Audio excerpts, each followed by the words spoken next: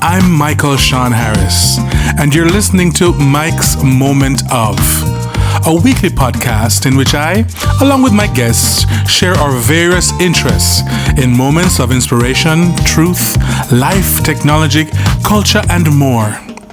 I hope you're entertained and informed, and that you feel inspired to join me again and again in my moments of.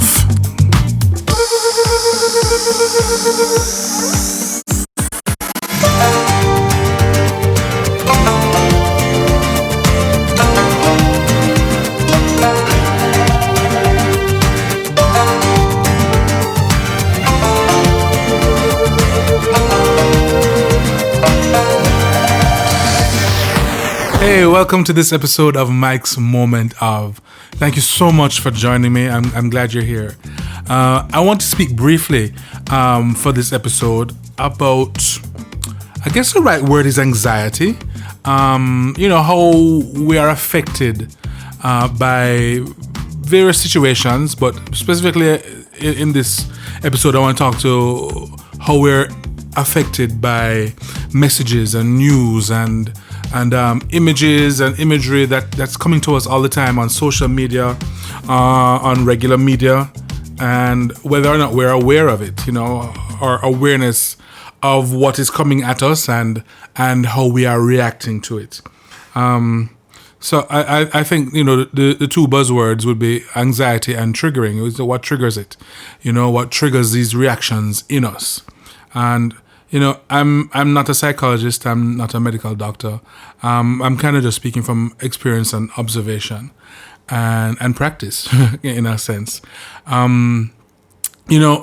There's a few things, many things that can somehow trigger these kinds of responses in us. Sometimes it's not eating properly or eating often or not eating well, not drinking enough water, not being hydrated. Can trigger those things.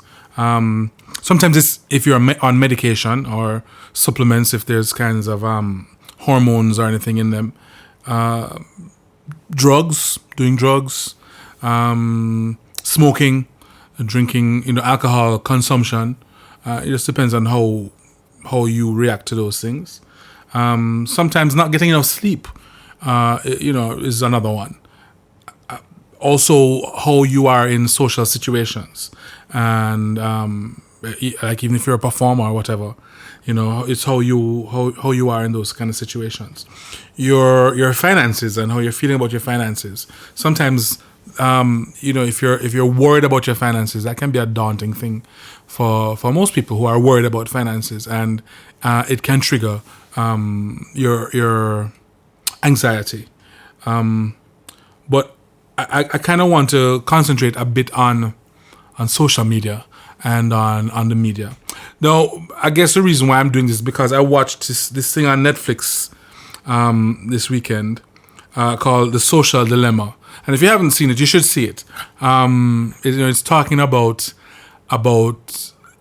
social media and how it can be used as a tool to affect change, societal change, behavioral change, and conversely, it can be used as a tool to manipulate, and without any kind of checks and balances. More often than not, it's being used to manipulate, to influence, and to the highest bidder. In a sense, there are so many ways that the news media, the social media, or devices can be the source of these triggers for our anxiety. I have a good friend, who's always watching the news, always on the news apps, and every little thing that comes up, he'll share this news tidbit, and it's usually some doom and gloom. Okay, COVID numbers, or it's doing this now, and it's in this country, or the numbers are this high, that kind of thing, and it gets him anxious, it gets him worried, and he feels that it's important that he shares this information with everybody else, because it's important and it's dire, and sometimes because of that you'll share the anxiety, you'll share the trigger as well. And sometimes I tell him, just delete the app. And he's like, what? Just delete the app. Stop. Just come off news for a second. I stopped watching the news for years actually now, and of course, there's people who go, but how can you not watch the news? It's so important to keep up to date. My mother says that to me all the time. How can you not watch the news? And it's not she alone. There are people who think that you're not being a model citizen if you're not watching and keeping up with the news. But when I watch the news, there's all of this negativity that is coming at you. More often than not, what they are reporting on, what they're presenting to you, is everything bad. And even from the social dilemma, you can know that the news networks, there are people there, there are networks there with their agendas, and there's people there with their own agendas of what they want to put forward and how they want people to react. And the thing is, if you're not aware of your reaction to what's coming at you, you'll just sit there and take it and kind of drown in it. I became aware of how I was reacting to the news, and even to the ads that were being played in between the news segments and that kind of stuff. And sometimes what was being presented to me made me feel hopeless and helpless sometimes, and that there were certain standards that I had to live up to. And all of that, some of that stuff is rubbish. And once you realize it, and you can go, I don't need to put myself in this situation by watching these programs or by watching TV or the news or that kind of thing. And I can curate what it is that I see and what I watch and what I put into my consciousness. And that is kind of important, because you're getting fed all these things, and these things are other people's opinions and they're other people's directives and influence. And you can choose what kind of influence you want. So I stopped watching the news, and it has been amazing, quite frankly, because I still know what's going on. I still get the news, and I can still, if I know I need to find out something, I go and find it out. I go and look at a newspaper or Google a news site or information, And but yeah, I mean, my well-being, it feels, has improved since not watching the news, and not, always trying to know what is going on. And this not watching the news and not wanting to know what's going on spilled over into other areas as well.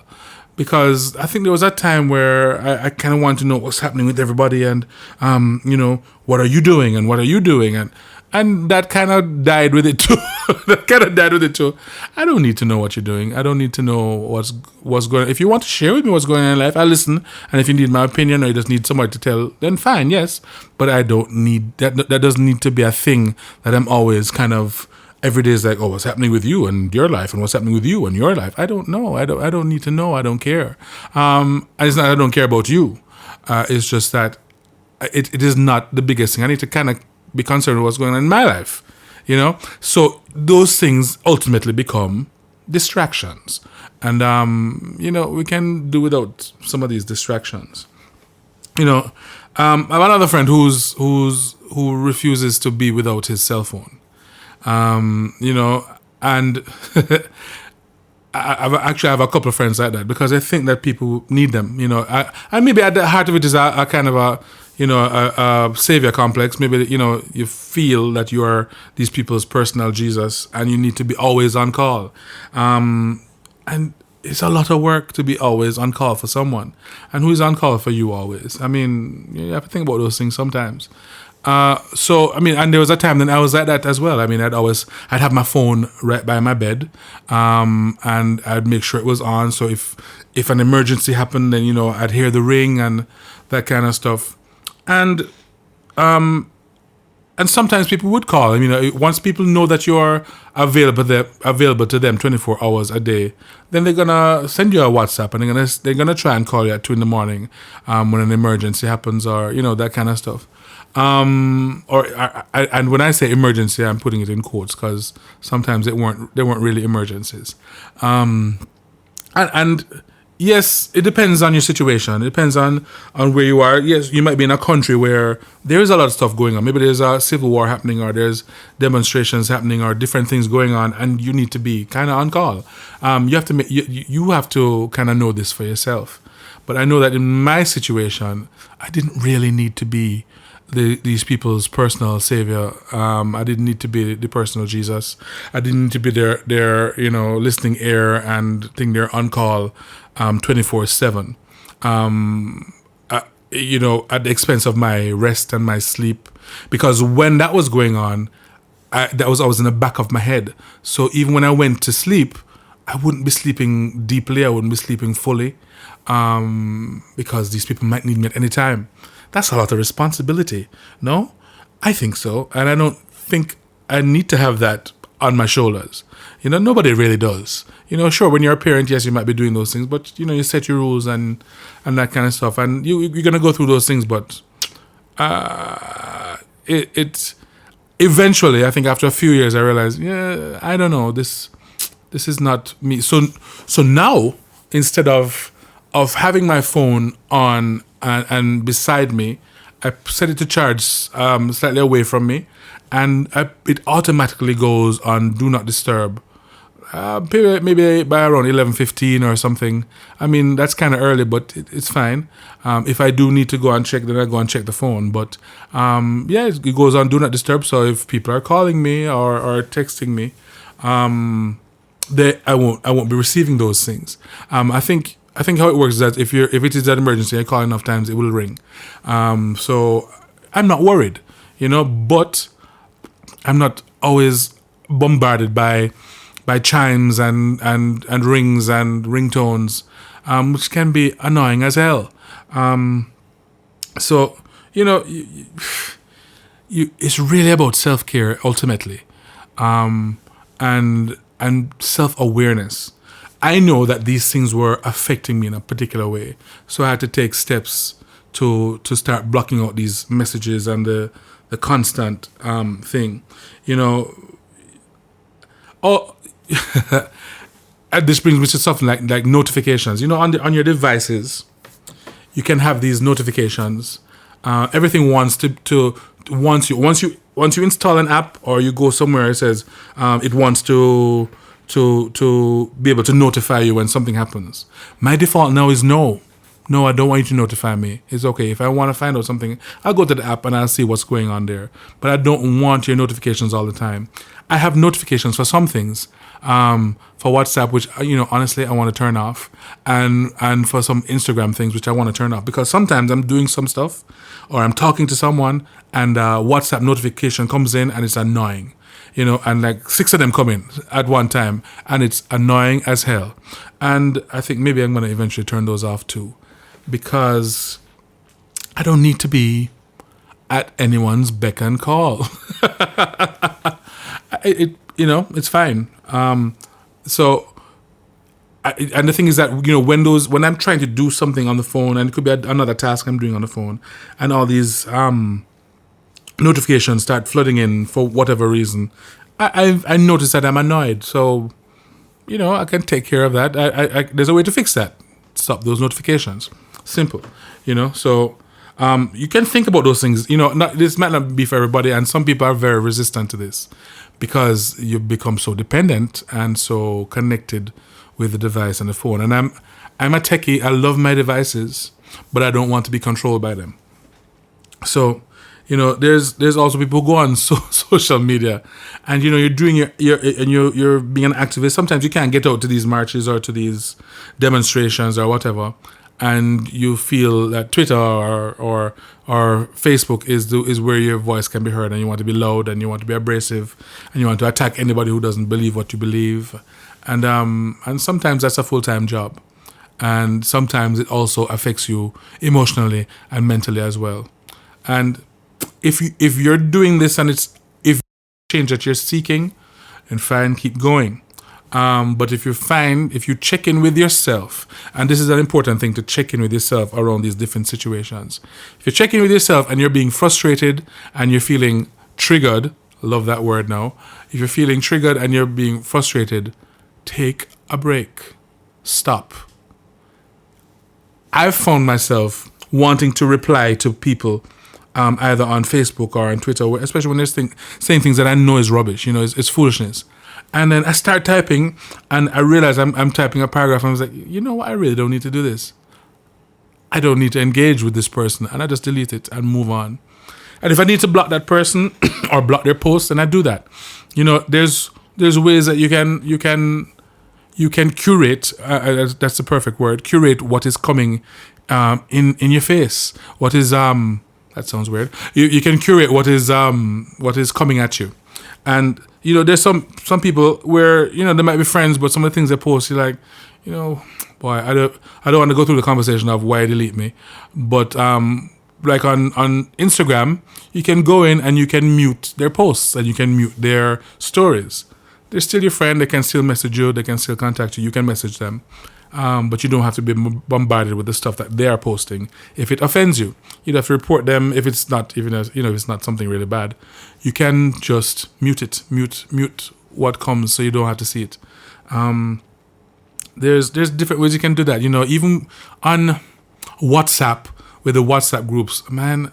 So we love these WhatsApp groups, and every day there's a new WhatsApp group, and I'm over it. I'm over WhatsApp groups. So a lot of times, immediately once I'm added to a group, I'm muting that group. I mute it. So because 30 people in a group, sometimes you don't look at the group and you check back, there are 200 messages in 5 minutes. And imagine if you were getting alerted to all of those things every minute as they came in. Mute. I mute those groups because I cannot deal with all the chiming and the ping, ping, ping, ping, ping, ping, ping. It's annoying as hell and triggering. So, some of you are afraid, though, because you feel that if you're not in the middle of it, then you are nothing. But that's something that you have to deal with. You have to figure out why it is that you feel that way and take some steps to try, to correcting that. Of course, this is much easier said than done. So in this social dilemma thing on Netflix, it goes through some of the different ways and the algorithms, the AI that they use, that will show you that, and the AI is curating the experience for you. It's showing you things that it thinks that you are interested in, even if those things are going to lead you on a path to destruction. It's curating these things and showing you, or it's curating things to show you that will influence a decision in a certain way or an action in a certain way. And you have to be aware of how you're being led without you even realizing that you're being led, right? So sometimes the best thing is to take a break and maybe even take regular breaks. And sometimes the way of taking that break is by not getting those notifications. Because what happens is once you have these notifications set up, as the notification comes in, you're picking up your device and you're checking what's going on, and you're on it for another 10 minutes. If you don't get the notification, you can go the whole day without checking it, and then when you do eventually check it, you can go through the notifications and go, okay, I'll check this, I'll check that, I'll check that. You can decide. You don't have to check everything. Sometimes with our little OCD things, we want to make sure we check all the emails and check everything, so we don't have a thing saying these things are unchecked or these things are unfinished.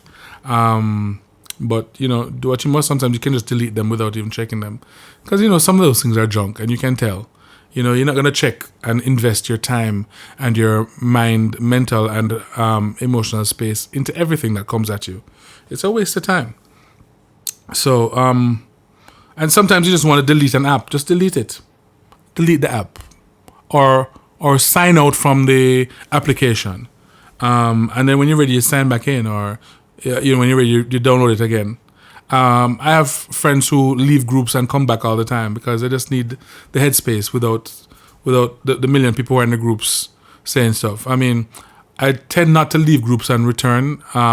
If I leave the group, then that's it. I'm not coming back. So I mute the groups and I check what I want to check. And even in the groups, sometimes you see some things, there's messages, and you want to reply, but the reply is going to take you down a particular road. Just don't bother. Just delete what you're going to write and let it be. Some things you can let pass. You don't have to engage with everybody who says something you don't agree with. Just let it go. Let it go. Let it go. You don't have to engage. It's not necessary.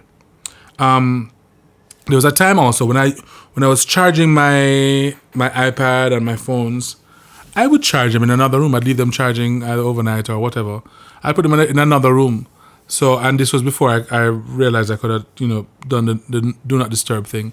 But I'd leave them charging in another room. So when the things chimed, I wouldn't hear it, and there's also these things about, what kind of radiation or whatever, different kind of waves that are happening when these things are receiving messages and are charging in the same room as you. I don't know how much of that is true, but I do know that when they were charging in another room and when the do not disturb is on, I sleep like a baby.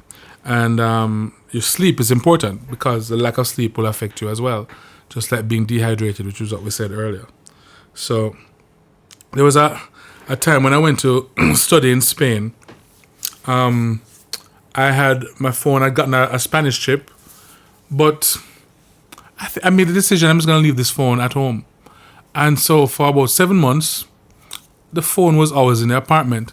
I went to school. I didn't have the phone. Yes, I had my computer and I had my iPad.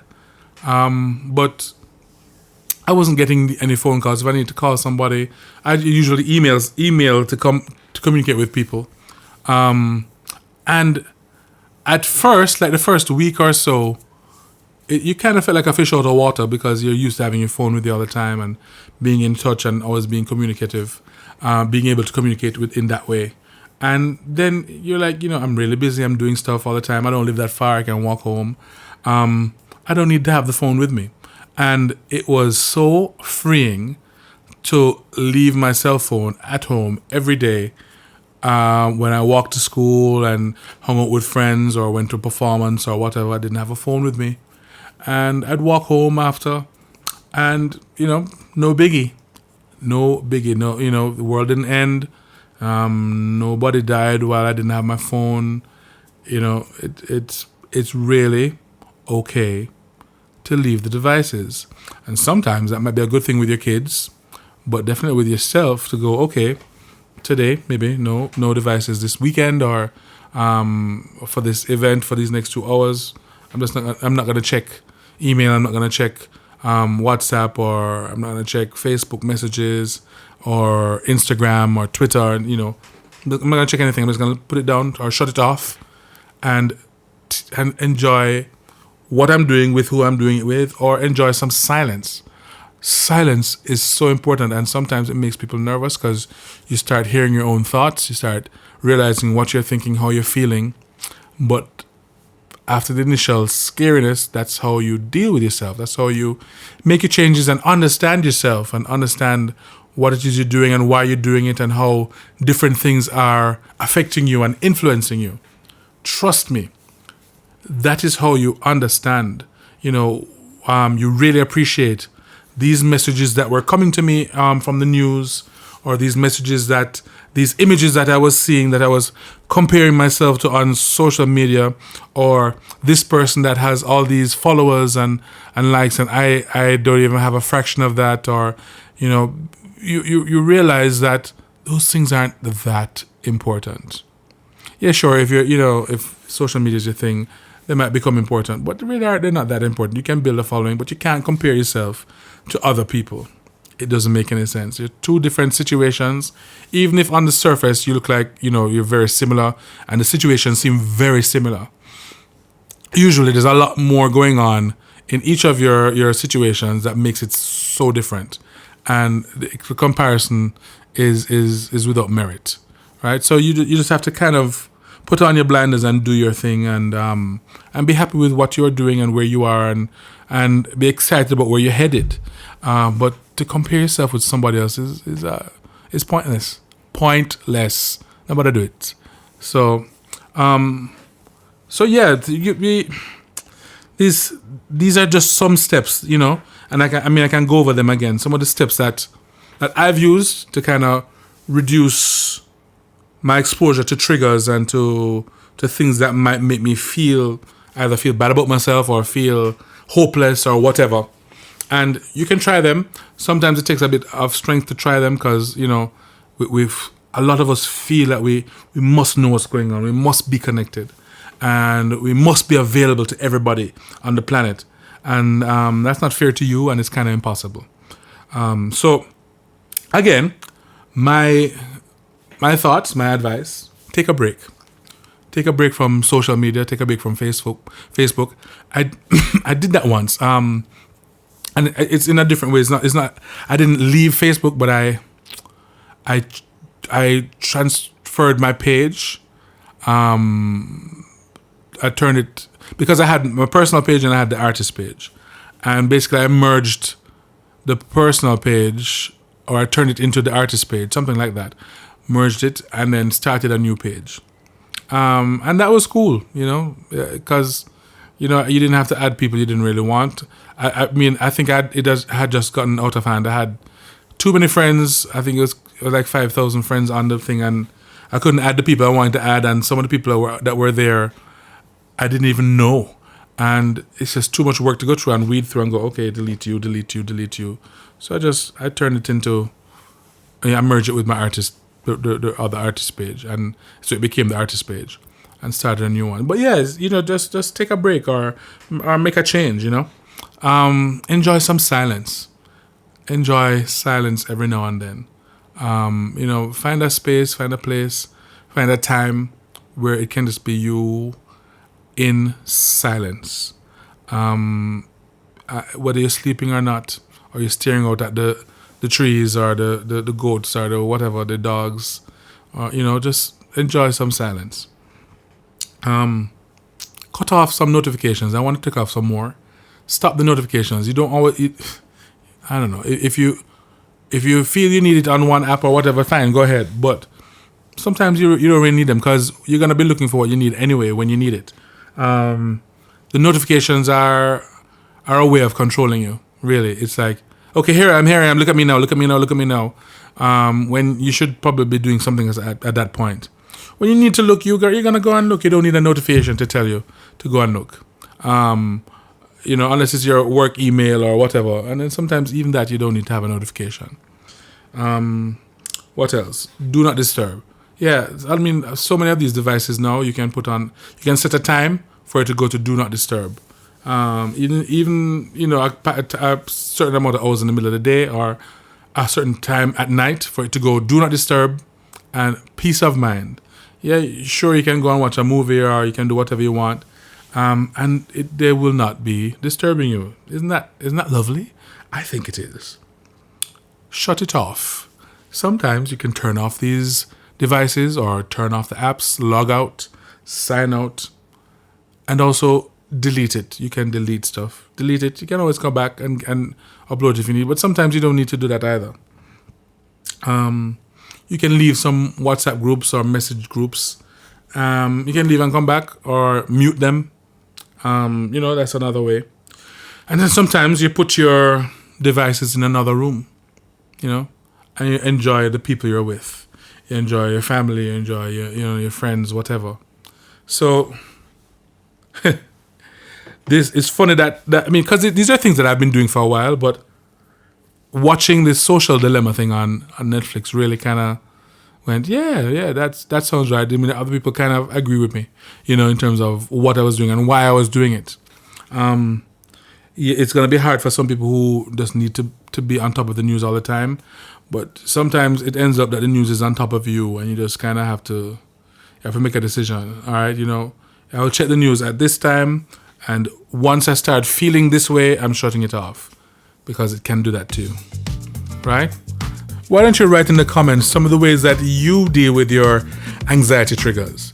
Are you dealing with them, or is this stuff getting on top of you? Let me know. I'd love to hear from you. So I hope this was helpful. This is a really short one. I hope this was helpful for a lot of you. I do appreciate the support and the people who have been listening consistently. It feels good, and I'm glad. And thank you so much. So and again, subscribe. I just spoke about notifications.